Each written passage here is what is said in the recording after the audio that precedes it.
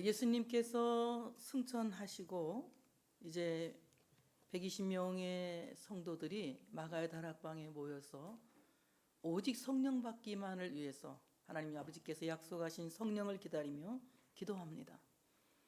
하나님 아버지께서 말씀하신 대로, 약속하신 대로 그들에게 성령을 부어주시고 그 성령의 놀라운 능력이 그들에게 임하니까 많은 사람들이 깜짝 놀래요. 이 사람들이 갈릴리 사람들인데 어떻게 이렇게 각 나라 말을 하면서 그 다른 나라 말로 하나님의 큰 일을 말하는가, 이렇게 놀리는 사람들이 있는가 하면은, 또 어떤 사람들은 저들이 술 취한 것 같다, 조롱도 하기도 했습니다. 성령 받고 나면 뭐 여러 가지 반응이 있어요. 남들이 볼 때에는, 사람이 볼 때는 성령 받은 사람들이 꼭 미친 것 같기도 하고 술 취한 것 같기도 하고 참 이상하게 보이죠. 인간의 눈으로는 도저히 이해할 수 없는 상황이기 때문에. 그런 상황들을 말할 때에 이제 베드로가 11 사도와 함께 서서 소리를 높여서 설교를 시작합니다. 유대인들과 예루살렘에 사는 모든 사람들에게 외쳐서 말하기를, 이 일을 너희에게 할 것이다. 지금 시간이 3시간이냐 술에 취할 때가 아니다. 때가 3시다. 이 3시라고 하는 말은 우리나라 3시하고 달라요. 오전 9시란 뜻이에요. 그러니까 아침부터 누가 술에 취한 사람이 있겠느냐. 우리는 술에 취하는 것이 아니라 요엘 선지자가 하나님의 말씀을 외쳤던 대로 성령을 받은 것이라고 오늘 말씀하고 있습니다. 제가 놀란 것은 성령 충만 받고 난 사람들은 자기의 말을 외치지 않고 사도적 목소리를 낸다. 보내심 받은 자의 목소리를 낸다는 것입니다. 우리는 우리의 말을 많이 하지요. 그리고 우리의 뜻을 사람들에게 관철시키려고 하고 우리의 말을 들어주기를 바랍니다. 그러나 우리가 하고 있는 모든 말은 힘 있는 말이 아니고 사람을 살리는 말이 아니고 그 모든 말은 책임이 있는 신실한 말이 될 수가 없습니다. 우리가 하는 모든 말 중에는 실수가 많아요. 그래서 야고보가 뭐랍니까? 말이 많으면 실수가 많다. 아무리 좋은 말을 많이 하더라도 우리가 하는 말에는 실수가 있고 보장이 참으로 약속될 수가 없는 것입니다. 그러나 보내심을 받은 자, 바로 보내심을 받은 자, 보내신 이의 말을 하면 그 보내신 이가 그 모든 말을 책임지시고 보장하시기 때문에 그 말은 힘이 있고 그 말은 신실하고 그 말은 능력이 있는 것이다. 성령 받지 않고는 우리는 내 말을 말할 수밖에 없어요. 내 지식을 말할 수밖에 없습니다. 내 뜻을 말할 수밖에 없습니다. 그러나 성령 받은 사람은 보내신 이의 말을 하는 사도적 음성을 낸다. 사도적 목소리를 낸다는 것입니다. 여러분, 살아가면서 우리는 어떤 목소리를 내면서 살고 있습니까? 요즘은 많은 사람들이 자기 목소리를 내려고 합니다. 자기 목소리를 내서 자기를 관철을 시키고 자기의 뜻을 관철시키려고 자기 목소리를 많이 내려고 하죠. 그런데 여러분, 우리가 내고 있는 그 목소리가 과연 얼마나 사회적 책임을 질 수 있는 말인지, 또는 교회를 책임질 수 있는 말인지, 한 개인에게 희망과 또한 소망이 될 수 있는 책임 있는 말인지, 그것은 아무도 그렇다 말할 수가 없습니다. 우리가 사도적 목소리를 낼 때에, 보내신 이의 말을 전할 때에 그 보내신 이가 보내신 자의 말을 책임지신다고 하는 사실을 믿으시기를 축복합니다. 오늘 성령 충만 받은 베드로가 서서 소리를 높여 하나님의 뜻을 선포하고 있습니다. 오늘 섰다라고 하는 것은, 오늘 이 서다, 헬라어로 이스템이라고 하는 말인데, 이 말은 무슨 말이냐? 마음의 변화가 일어나서 우뚝 섰다, 이 말입니다. 그냥 일어나는 것이 아니라 마음의 변화가 일어나서 우뚝 서게 되었다. 그들이 어떻습니까? 예수님 부활하시기 전에 사도들의 모습은 어땠습니까? 제자들의 모습은 어땠습니까? 그때는 사도란 말을 쓰지 않죠. 제자들의 모습이 어땠습니까? 예수님께서 부활하시기 전에 제자들의 모습은 다락에 숨어서 떨고 있는 모습이었어요. 그들은 나가서 예수를 그리스도라고 외칠 수 없었습니다. 불과 얼마 전에 주는 그리스도시요 살아계신 하나님의 아들이시라고 외쳤지만, 고백했지만 예수님이 십자가에 죽으신 그 후로 그들은 타락에 갇혀서 밖으로 나오지 못하고 절망하고 무서움에 떨고 있었던 사람들입니다. 그러나 예수님께서 부활하시고 승천하신 후에 마가의 다락방에서 성령을 충만하게 받고 난 베드로와 사도들은 이제 하나님께서 전하시고자 하는 그 말씀을 담대히 서서 우뚝 서서 말씀을 전하게 했다고 하는 것입니다. 이것은 성령님은 마음을 변화시키는 분이다. 겁쟁이를 담대하게 하시고 믿음이 없는 자를 믿음이 있게 하시고 연약한 자를 강하게 하시고 미련한 자를 지혜롭게 하신다. 성령만이 내 인생을 변화시킬 수 있으며 성령님만이 내 삶을 바꿀 수 있으며 성령님만이 내 태도를 바꿀 수 있는 분이다. 성령 충만하기 전에는 사울은 하나님이 너를 왕으로 부르셨다고 했을 때 기스의 아들 사울은 어땠습니까? 제구 뒤로 숨었습니다. 그러나 하나님의 신이 그를 감동하니 그는 이스라엘의 초대 왕이 될 수 있었어요. 바로 성령님은 숨을 수밖에 없는 나약한 인간의 마음을 변화시켜서 나약한 인간의 마음을 바꿔서 그의 모든 살아가는 삶의 태도를 이제 우뚝 서게 하시는 분이다. 그러므로 우리의 믿음을 우뚝 서게 하시고 우리의 미래의 꿈도 우뚝 서게 하시고 나의 또한 진로 역시 우뚝 서게 하시는 분은 오직 성령님이시다. 성령님만이 나의 삶의 태도를 바꿔서 마음의 변화로 우뚝 서게 하시고 하나님의 말씀을 담대히 전할 수 있는 사도적 목소리를 내게 하시는 분이다. 내가 아무리 하나님의 뜻을 외치고 사도적 목소리를 내고 싶지만 그것은 내가 갖고 있는 내 것이 아니고 위로부터 오는 위의 것이기 때문에 성령께서 나를 변화시키지 않고는 도저히 할 수 없는 일이라고 하는 것입니다. 성령님께서 우리의 마음을 변화시키고 우뚝 서게 하실 때에 사도적 목소리를 낼 수가 있다. 오늘 베드로가 11사도와 함께 서서 소리를 높이다, 소리 높여 이르되, 소리를 높였다는 거예요. 보내심을 받은 이 사도적 목소리를 담대히 했다는 것입니다. 내가 내 말을 할 때에는 자신이 없을 수가 있어요. 이건 내가 책임져야 되기 때문에 떨릴 수도 있습니다. 그러나 보내신 이의 말을 전할 때는 그건 내 책임이 아니거든. 보내신 이의 책임이지 내 책임이 아닙니다. 설교자가 하나님의 말씀을 전할 때에는 떨 것이 없습니다. 왜냐하면 하나님의 말씀은 하나님이 책임지시기 때문에 하나님 말씀하시고 이루시는 거예요. 하늘에서 비가 와서 하늘로 올라가지 않은 것 같이 하나님 말씀하시고 반드시 이루신다. 하나님은 말씀하시고 그 말씀을 시건치 않으신다. 그렇기 때문에 사도적 목소리는 보내신 이의 말씀을 외치는 것이다. 오늘 그는 일어나서 이제 큰 소리로 하나님의 말씀을 외칩니다. 데살로니가전서 2장 4절에 보면 사도 바울은 이렇게 말합니다. 오직 하나님께 옳게 여기심을 받아 복음을 위탁받았다. 자기가 사도가 된 것은 하나님이 자기를 옳게 여기시고, 그 옳게 여겼다고 하는 것은 어떤 인간의 율법적인 행위로 말미암은 것이 아니라 예수 그리스도를 믿는 그 믿음을 옳게 여기시고 그 믿음에 대하여서 오늘 참으로 복음을 위탁하셨다. 그러므로 그 복음을 위탁받았으니 우리가 이와 같이 말함은 사람을 기쁘게 하려 함이 아니요 오직 우리 마음을 감찰하시는 하나님을 기쁘시게 하려 함이라. 복음을 위탁하신 이의 말을 외치는 사도적 목소리는 사람을 기쁘게 하는 말이 아니라 하나님을 기쁘시게 하는 것이다. 하나님의 말씀이 증거되어 하나님의 백성들이 그 말씀을 통하여 은혜를 받고 그 말씀을 통하여 소생하고 그 말씀을 통하여 회복하면 하나님이 기뻐하신다.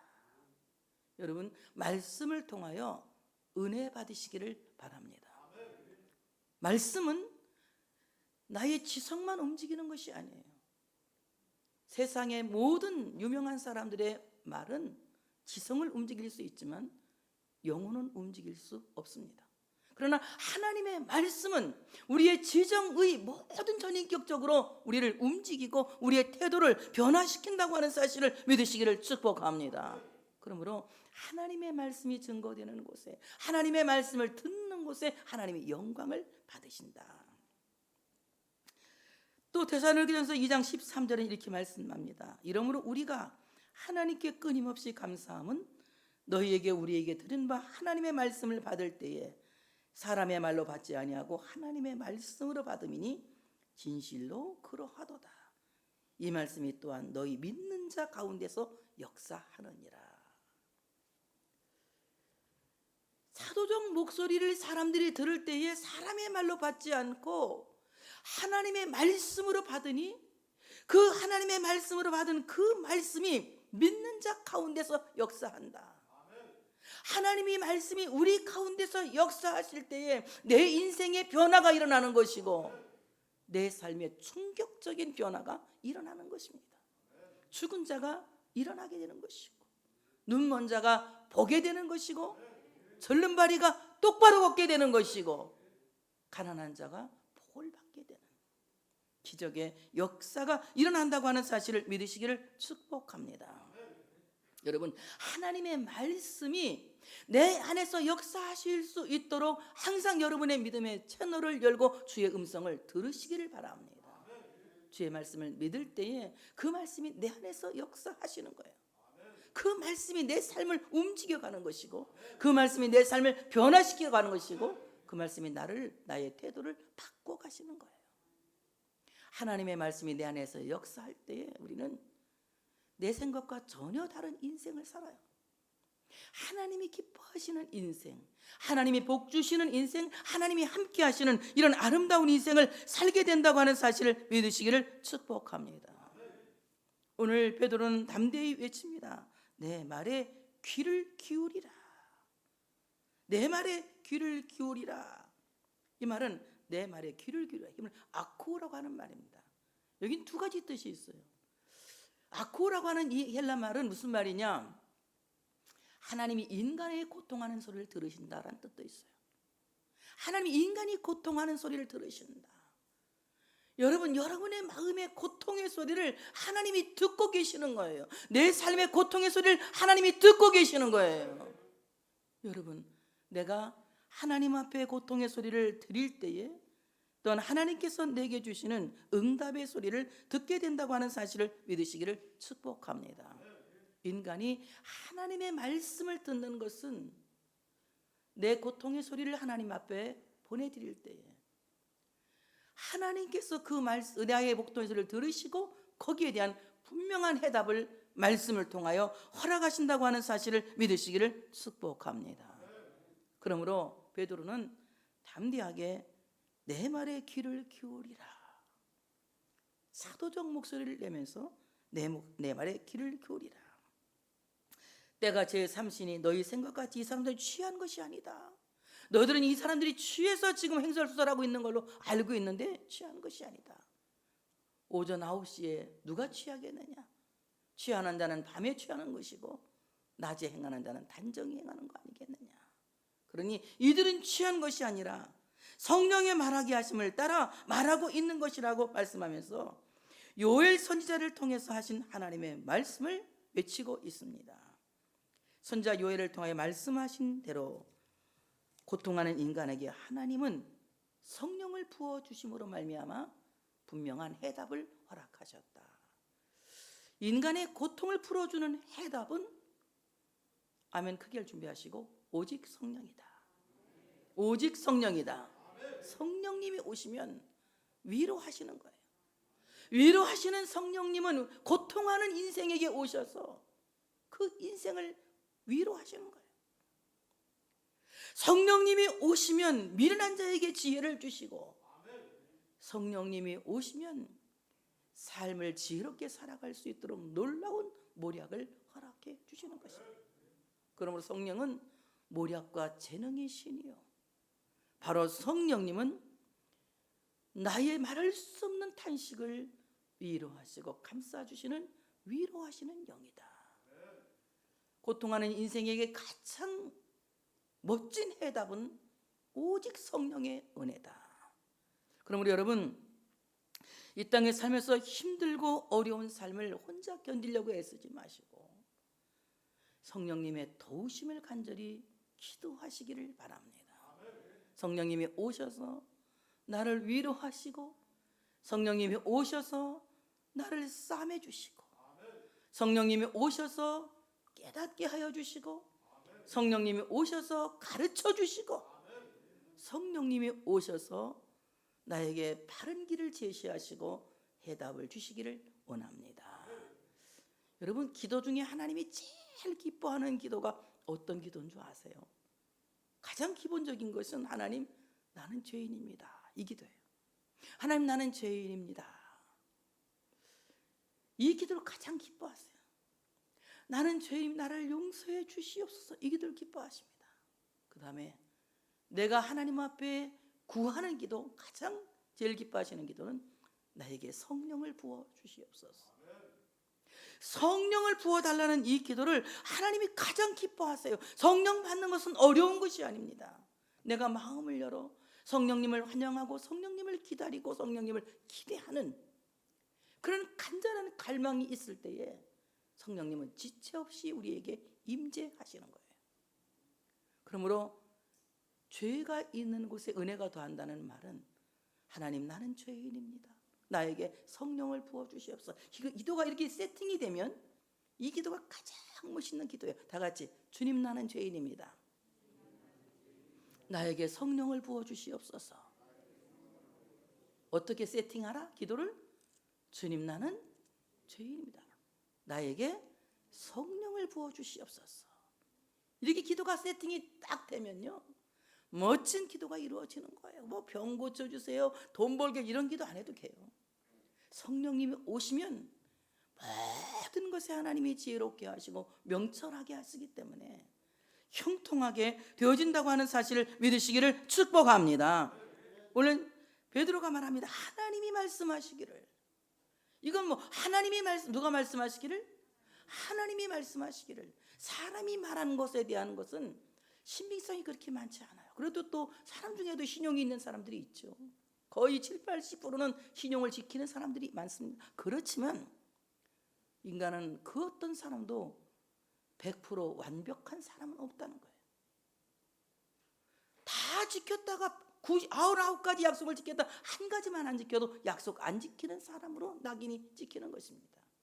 그러나 하나님의 말씀은 100% 온전하게 약속이 이행되는 말씀이에요. 그러므로 하나님이 말씀하시기를.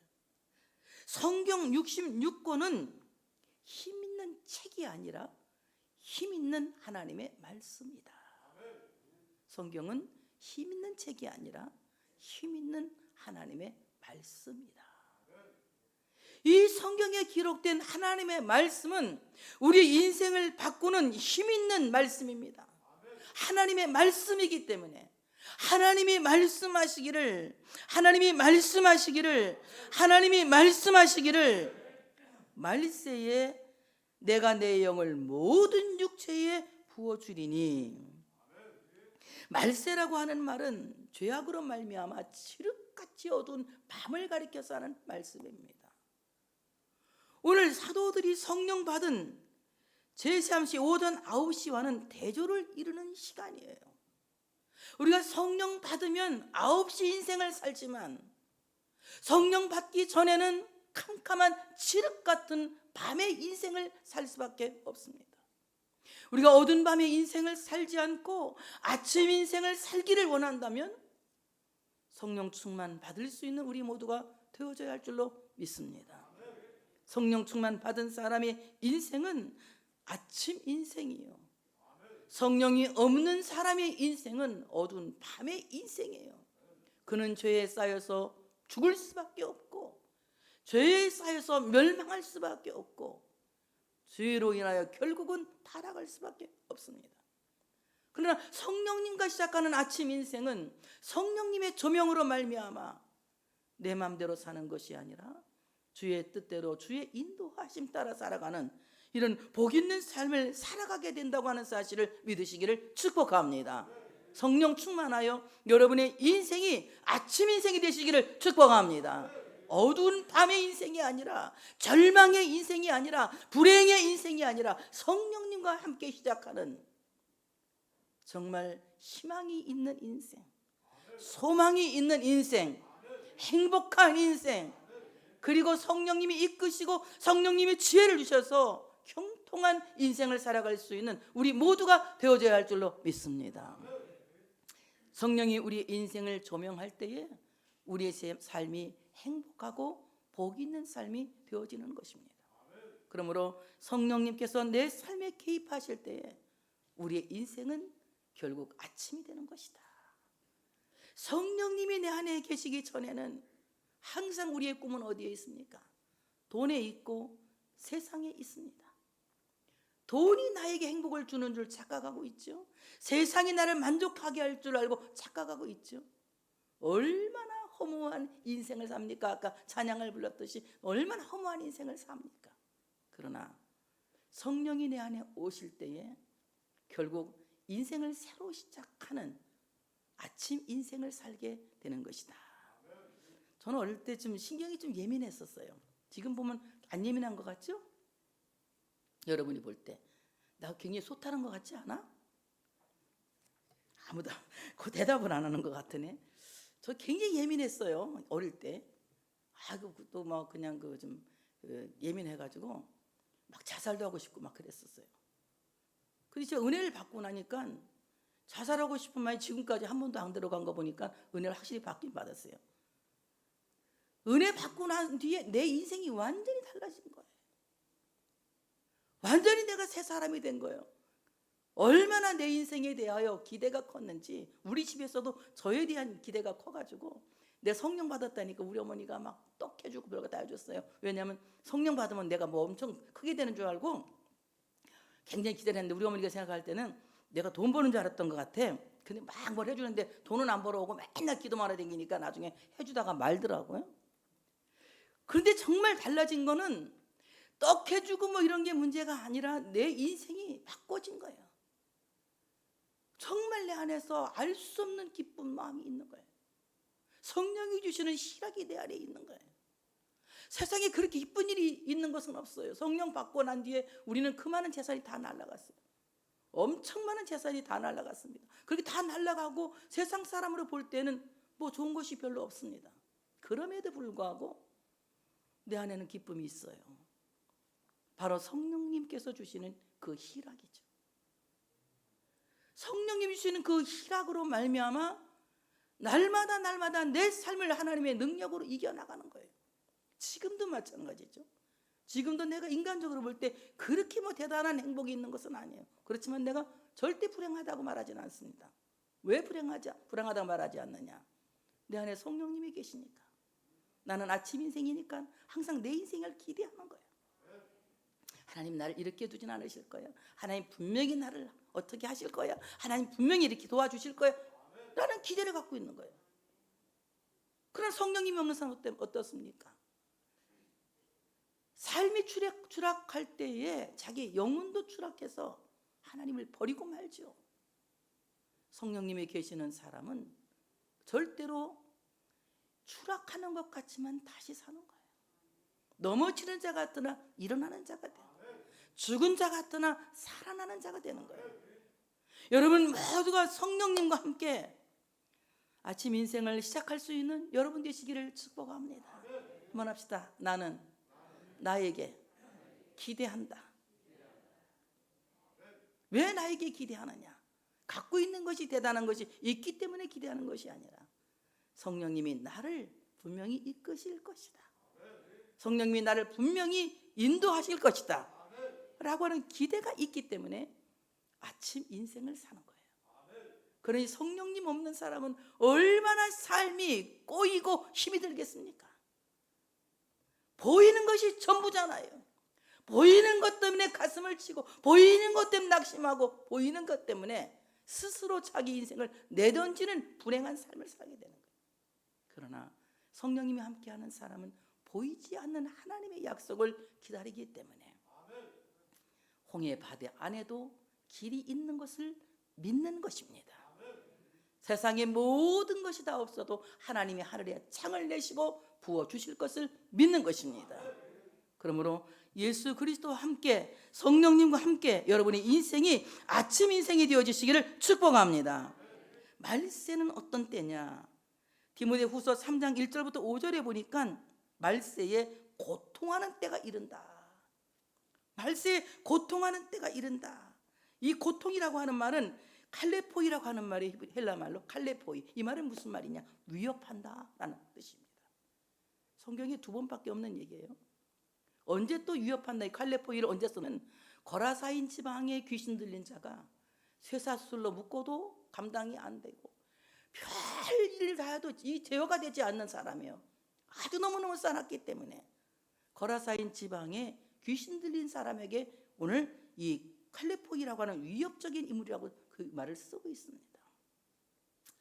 말세가 되면 모든 사람들이 거라사인 지방에 귀신 들린 사람들처럼 지독한 자기애에 빠져서 제동장치가 다 고장이 난다. 절제력이 없는 거예요. 절제력이. 그래서 오늘 말씀을 보게 되면은 디모데후서 3장 1절 5절에 보면 어떻게 말씀하겠습니까? 말세가 되면 사람들이 자기를 사랑하며 돈을 사랑하며 자랑하며 교만하며 비방하며 부모를 거역하며 감사하지 아니하며 거룩하지 아니하며 무정하며 원통함을 풀지 아니하며 모함하며 절제하지 못하며 싸나우며 선한 것을 좋아하지 아니하며 배신하며 조급하며 자만하며 쾌락을 사랑하기를 하나님 사랑하는 것보다 더하며 경건의 모양은 있으나 경건의 능력은 부인하니 이 같은 자들에게서 내가 돌아서라. 제동장치가 고장난 시대가 말세다. 우리가 살고 있는 지금 이 세상은요, 정말 이 제동장치가 고장난 시대 같아요. 우리 오집사가 나한테 한번 그 얘기 하더라고. 나 꽃바지 입은 거 너무 과한 것 같다고.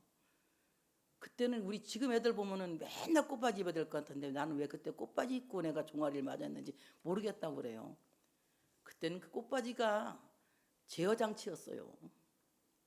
요즘 애들은요 진짜 꽃바지 하루에 2,000번씩 입혀야 될 것 같아요. 요즘 애들 하는 거 보면은. 근데 만약에 그거 꽃바지 입히면 걔들 교회 다니겠어요? 그러니까 꽃바지 포기해버렸어요. 난 아예 안 입히려고. 그런 거 안 입히고 그냥 교회만 잘 나오게 하려고 그래. 얼마나 이 시대가 악한지. 정말 제동장치가 다 고장난 시대예요. 도저히 이 브레이크가 말을 듣지 않는 시대입니다. 그래서 오늘 지금 이 시대를 가리켜서 칼레포이 시대다. 위협하는 시대다. 말세에 고통하는 시대. 칼레포이 아주 위협하는 시대다. 이 위협하는 시대에 경건의 모양은 있으나 경건의 능력은 부인하니 이 같은 자들에게 내가 돌아서라. 말세에 경건의 모양 있는 자들, 이들은 말세에는 영성하면서 화려한 영성을 자랑하는 사람들만 많아지지, 실제로 영문 밖으로 나가는, 실제로 골고다로 올라가는, 실제로 예수 그리스도와 함께 그리스도의 무덤에 갇히는 골고다 영성은 없어지는 때다. 여러분, 진정한 영성이 무엇일까요? 그리스도와 함께 그리스도를 따라가기 위해서, 제자가 되기 위해서 자기를 부인하는 거예요.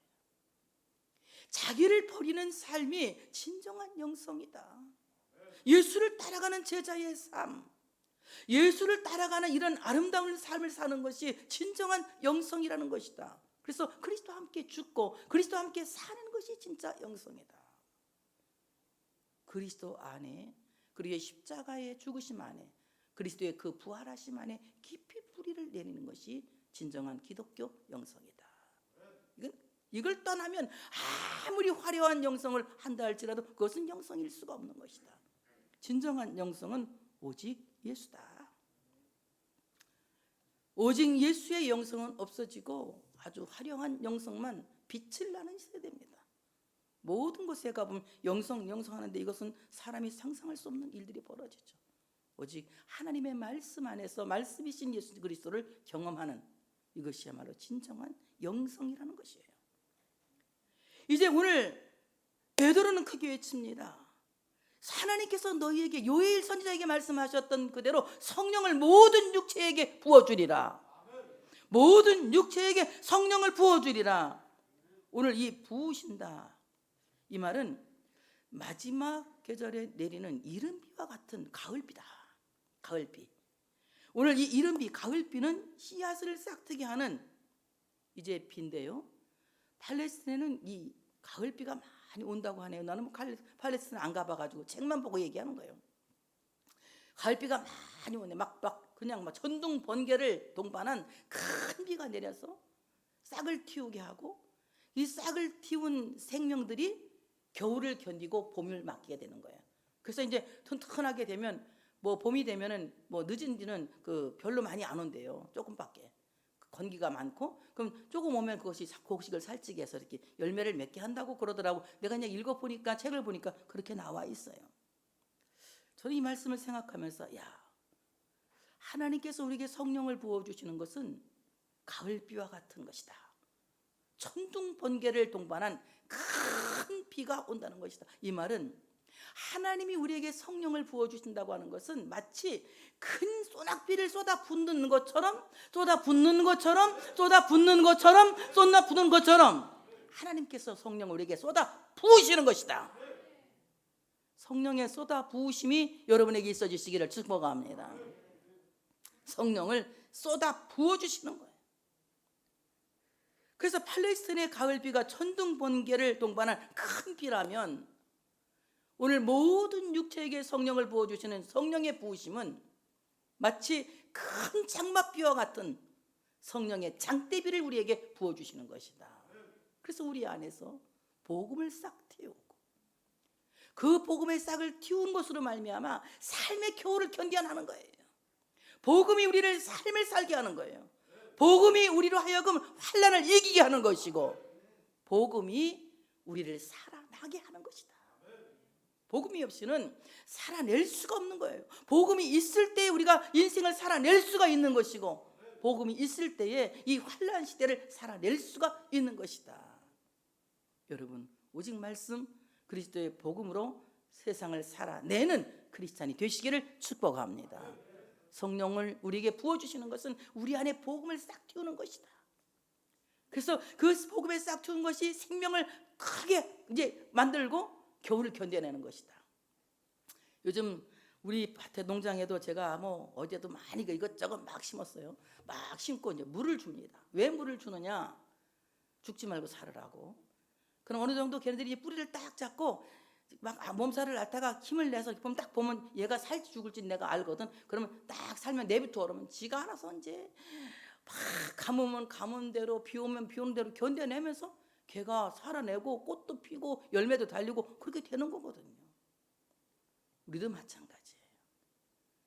하나님께서 우리에게 성령의 큰 비를 우리에게 내려주셔서 우리 안에 복음을 싹 튀게 하시고, 싹튼 그 복음의 씨앗이 뿌리를 깊이 내릴 때까지 계속해서 메마르지 않게 부어주시는 거예요.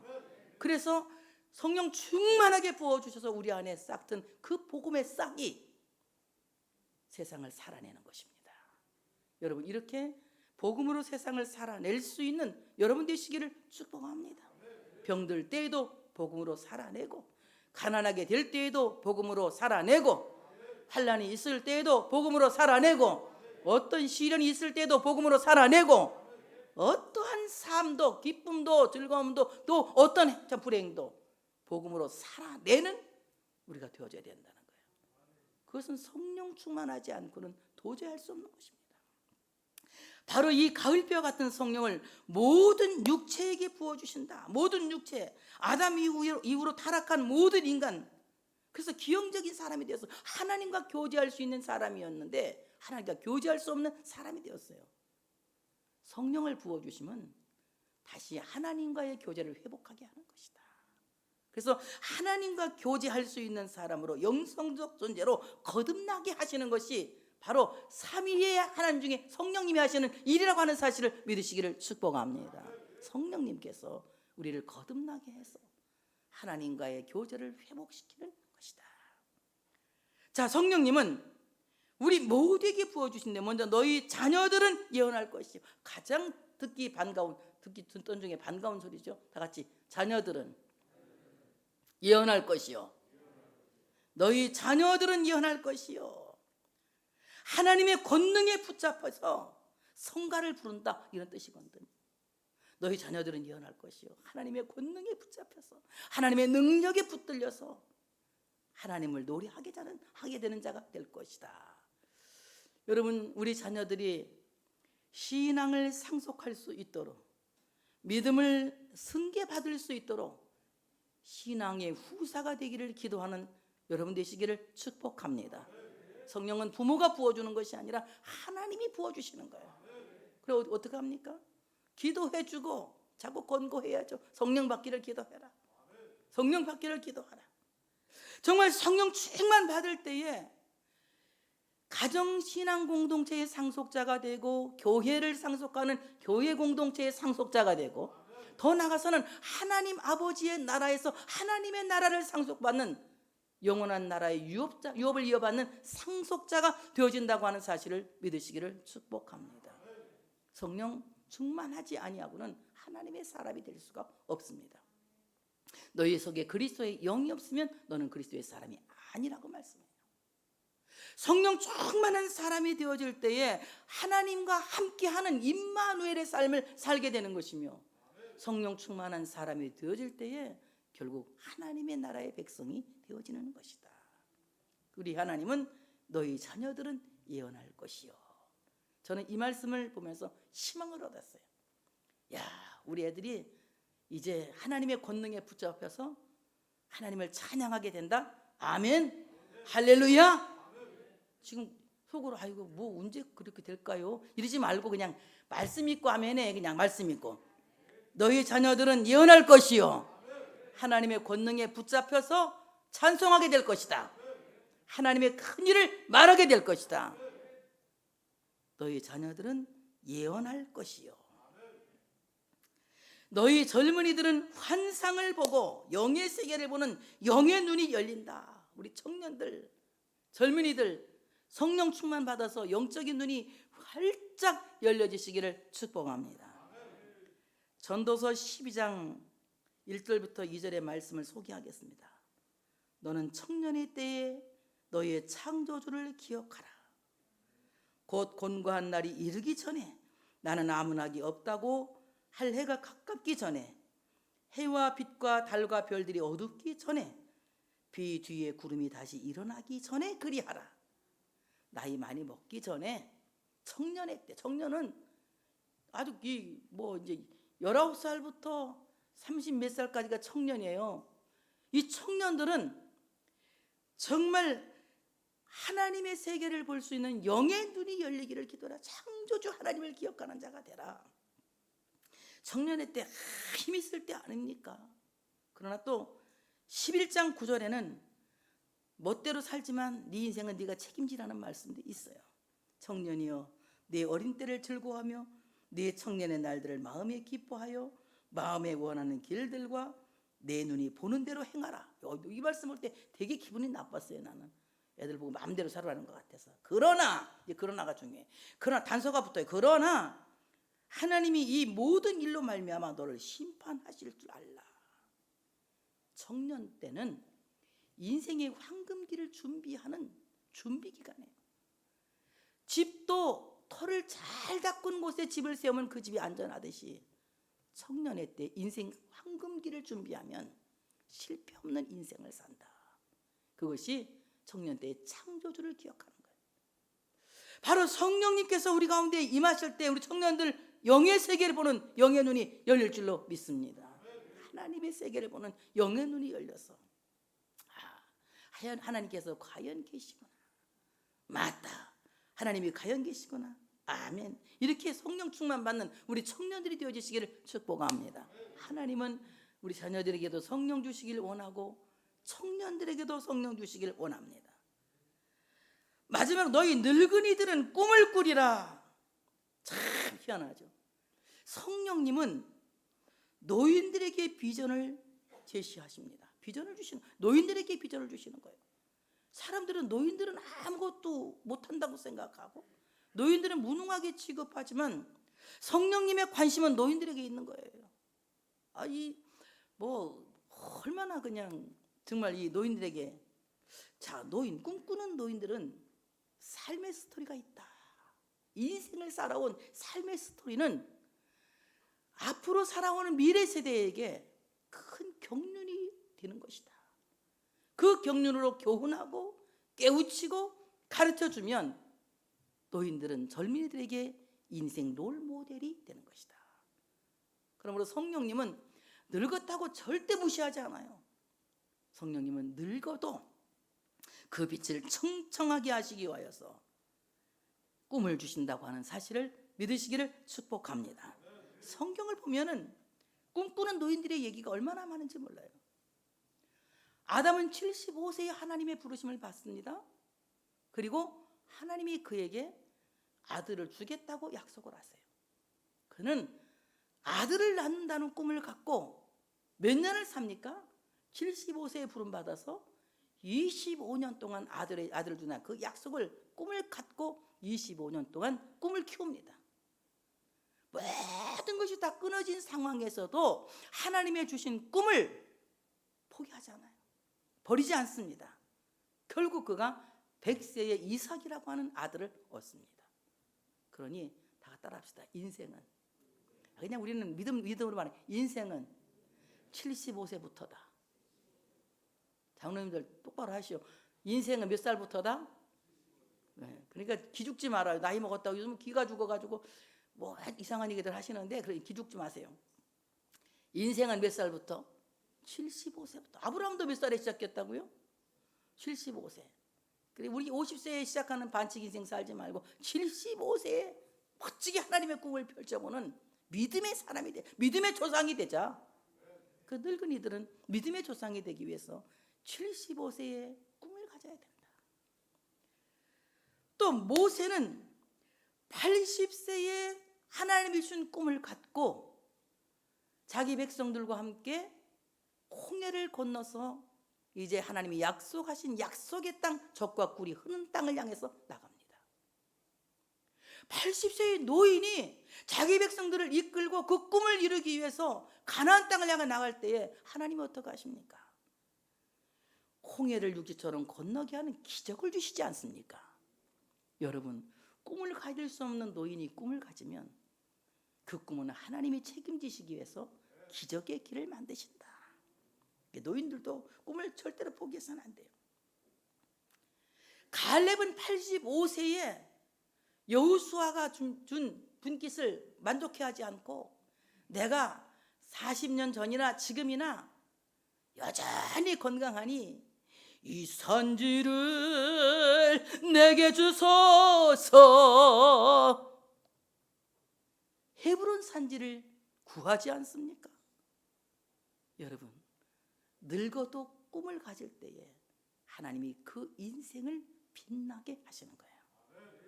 그 꿈은 결코 내가 꾸는 꿈이 아니라 성령님이 내 안에 계실 때에 늙어도 꿈을 갖게 하시는 하나님이시다. 오늘 이 성령 강림 주일에 우리 자녀들 예언하고 젊은이들은 환상을 보고 노인들은 꿈을 꾸는 기적이 일어나시기를 축복합니다. 성령이 이끄시는 아침 인생을 살 수 있는 여러분 되시기를 축복합니다. 칠흑같이 어두운 내 인생이 바꾸어져서 변화되어서 정말 좌절하고 숨어있고 피해있던 내 인생이 우뚝 서서 하나님의 말씀을 증거하는 사도적 삶을 살기를 원합니다. 성령의 충만을 우리 자녀들에게 부어주셔서 우리 자녀들이 하나님의 능력에 붙들려서 하나님을 찬양하는 자가 되기를 원합니다. 성령의 충만함을 청년들에게 주셔서 그들이 하나님의 나라 영의 세계를 보는 영의 눈이 열리기를 원합니다. 성령의 충만함을 우리 부모님들에게 주셔서 참으로 믿음의 조상으로서 믿음의 유업을 남길 수 있는 꿈을 가진 부모님들이 되기를 원합니다. 우리 모두가 성령 충만한 우리 성도들 되어지시기를 축복합니다. 하나님께 영광 돌리겠습니다.